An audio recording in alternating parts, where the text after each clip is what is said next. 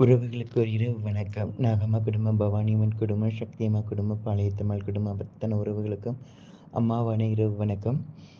எல்லா நேரங்களிலும், எல்லா இடங்களிலும் நம்ம நல்லவங்களாவே தெரியணுங்கிற அவசியம் இல்லவே இல்லை. எல்லா இடங்களிலும் நம்ம எல்லா நேரங்களிலும் எல்லாருக்கும் நல்லவங்களா தெரிஞ்சிட்டா அது எப்படி?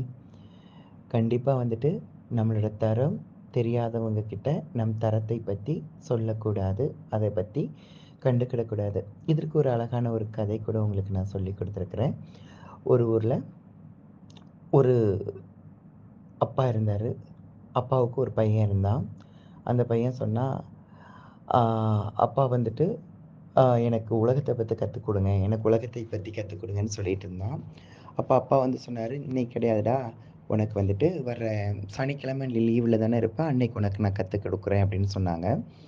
அப்போ சனிக்கிழமை எப்போ வருதுன்னு அப்பாகிட்ட பையன் ரொம்ப ரொம்ப கவனமா காத்துட்டு இருந்தான். அதேமாரி சனிக்கிழமை வந்தது. உடனே அப்பாட்ட போய் கேட்டான், "அப்பா கத்துக் குடுங்க உலகத்த பத்தினாரு." அப்போ உடனே அப்பா என்ன சொன்னாரு அப்படின்னு பார்த்தீங்கன்னா, ஒரு கல் இருந்தது. அது ஒரு ஒரு கல். அந்த கல்ல கையில குடுத்து, "இத போய் நம்மளோட மார்க்கெட் பக்கத்துல இருக்கக்கூடிய குப்பை கழிவுகள் போடுற இடத்துல வச்சுட்டு, இந்த கைய விரிச்சு காட்டு. அந்த கல் காட்டு. அவங்க என்ன பதில் சொன்னாலும், என்ன கேட்டாலும் நீ 2 விரல் மட்டும் நீட்டுன்னு" சொன்னாங்க. உடனே இந்த பையன் அந்த குப்பை தொட்டியில போய் நின்னுட்டு இருந்தான். அந்த இடத்துல நிக்கும்போது கைய விரிச்சு அங்க இருக்கவங்க கைய விரிச்சு வச்சுட்டு இருந்தான். அங்க இருக்கவங்க கேட்டாங்க, "இதோட விலை என்னன்னு?" கேட்டாங்க. 2 விரல் நீட்டுனா ரூ. 2 கேட்டாங்க. இவன் எதுவும் சொல்லல. ரூ. 20 கேட்டாங்க. அப்பயும் அவன் எதுவும் சொல்லல. சாயங்காலம் வீட்டுக்கு வந்துட்டான். 5 மணி வரைக்கும் நிக்க சொன்னாரு. 5 மணிக்கு வீட்டுக்கு வந்துட்டான். அப்பா கேட்டாரு, "என்னடா போய் நின்னியான்னு?" கேட்டாரு. "ஆமா." "எப்படி இருந்தது?" "ரொம்ப கஷ்டமா இருந்ததுப்பா. அங்க வந்து பார்த்தீங்கன்னா, என்னைய பார்க்குறவங்க ரொம்ப கேவலமா பார்த்தாங்க. ஏன்னா, மார்க்கெட் கழிவு பக்கத்துல இருக்கும் பொழுது அங்க குப்பைகள் எல்லாமே போட்டிருந்தாங்க. அங்க அசுத்தமா இருந்தது. அங்க ரொம்ப கேவலமா இருந்தது. எனக்கு ஏன் தான்னு ஆயிப்போச்சு. எல்லாரும் என்னைய ஒரு மாதிரி பார்த்தாங்க. இதோட எதுவும் இந்த ரேட் கேட்டாங்களா? ஆமா. எவ்வளோன்னு கேட்டாங்கன்னா, 2 விரல் எண்ணு. ரூ. 2ன்னு கேட்டாங்க. சில பேரு ரூ. 2ன்னு கேட்டாங்க. சில பேர் ரூ. 20ன்னு கேட்டாங்கப்பா. சரி, ஓகே. அதேமாரி அடுத்த சனிக்கிழமை வானாங்க. அதேமாரி அடுத்த சனிக்கிழமை வந்துச்சு. அப்பா சொன்னாரு, இப்போ வந்துட்டு நம்மளோட ஆ ஊர்ல இருக்கக்கூடிய ஒரு மார்க்கெட். அந்த மார்க்கெட் வந்து பார்த்தீங்கன்னா, ஒரு கவுரிங் கடை. இந்த மாரியான ஏரியால போய் நீ நிக்கணும். ஆ அந்த இடத்துல போய் நில்லு அப்டின்னாரு. அதேமாரி பையன் போய் அங்க போய் நின்னான். காலையில அதேமாரி 2 விரல நீட்டுனாங்க. அதேமாரி 2 விரல போய் நீட்டியிருந்தான். அப்ப அங்க இருக்கவங்க கேட்டாங்க, "இது என்ன ரேட்டுன்னு?" கேட்டா, இவன் 2 விரல் நீட்டியிருந்தான். அப்ப ரூ. 2ன்னு கேட்டாங்க. ஆ சாரி. அப்ப அவங்க கேட்டாங்க, "இது என்ன ரேட்டுப்பா?" அப்படின்னு 2 விரல் நீட்டி ரூ. 2000ன்னு கேட்டாங்க. சில பேர் கேட்டாங்க, "இது ரூ. 20,000ன்னு கேட்டாங்க." இவனுக்கு ஆச்சரியமா ஆயிடுச்சு. ஆஹா! ரூ. 20,000 கேட்காங்களே! குடுத்துடலாமான்லாம் தோணுச்சு. இருந்தாலும் அப்பா எதுவும் சொல்லக்கூடாதுன்னு இருக்காரு இல்லையா? வீட்டுக்கு ஓடியாந்துட்டான். அதுக்கப்புறம் அப்பாட்ட வந்து சொன்னான், "அப்பா இது எப்படி இருந்துச்சு?" "ரொம்ப பெட்டரா இருந்ததுப்பா." ஏன்னா, அங்க வந்தவங்கலாம் கொஞ்சம் நல்லா இருந்தாங்க, டீசென்ட்டா இருந்தாங்க. அங்க இடமும் சுத்தமா இருந்தது. 2வது வந்து கேட்டவங்க கூட நார்மல். இது வந்து ரூ. 2,000 ரூ. 20,000 கேட்டாங்க. குடுத்துடலாம் போல தோணுச்சு அப்படின்னு சொன்னாங்க.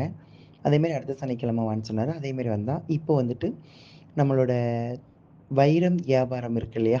அந்த மார்க்கெட் பக்கத்துல போய் நில்லு. அங்க போய் நின்னுட்டு இது கை நீட்டு அப்டின்னாங்க.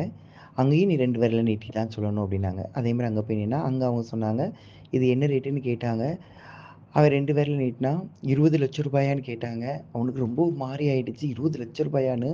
அதுக்கப்புறம் வந்து பார்த்தீங்கன்னா, ஒருத்தர் வந்து கேட்டாரு, "இது என்ன ரேட்டுன்னு?" கேட்டாரு. அவன் 2 விரல் நீட்டினான். "இது ரூ. 2,00,00,000 ரூ. 2,00,00,000க்கு தாரியான்னு?" கேட்டாரு. இவனுக்கு பதற்றம் அந்த இடத்துல ஒரு செகண்ட் கூட நிக்கல. ஓடியாந்துட்டான் பயந்து போய். ஏன்னா ரூ. 2,00,00,000 கேட்காங்களே அப்படின்னு சொல்லிட்டு.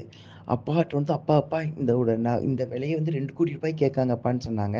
அப்ப அப்பா சொன்னாரு, "இது ஒரிஜினலான வைரம். இது ஒரிஜினலான பொருள். இதோட மதிப்பு இன்னும் அதிகம். அதனால தான் இத தரம் தெரிஞ்சவங்க உன்ட்ட இதோட ரேட்ட பத்தி கேட்டுருக்காங்க. இதுதான் வாழ்க்கை. நீ யாரு கூட பழகுறங்கிறது கவனம்.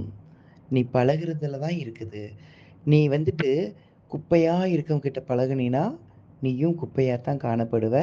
உன்னைய பார்க்குறவங்களும் குப்பையா தான் பார்ப்பாங்க. ஸோ, நல்ல மனிதர்கள்ட்ட பழகணும். நல்ல சிந்தனைகள் இருக்கவங்ககிட்ட பழகணும். நல்ல வார்த்தைகள் பேசுறவங்ககிட்ட பழகணும். தேவையில்லாத குப்பைகளா பேசுறாங்க இல்லையா? அவங்கள ஒதுக்கி வச்சு தான் பார்க்கணுமே தவிர, அந்த குப்பையோட பெரளக்கூடாது. இப்ப தெரிஞ்சிருக்கும்னு நெனைக்கிறேன். குப்பைகளோட நீங்களும் சேர்ந்து பெரண்டு குப்பையாக போறீங்களா? சாக்கடையாக போறீங்களா? இல்லன்னா இது குப்பைன்னு சொல்லிட்டு நீங்க ஒதுங்கி வர போறீங்களான்னு? நம்மளோட இடம் எங்கங்கிறத நம்ம தான் முடிவெடுக்கணும்.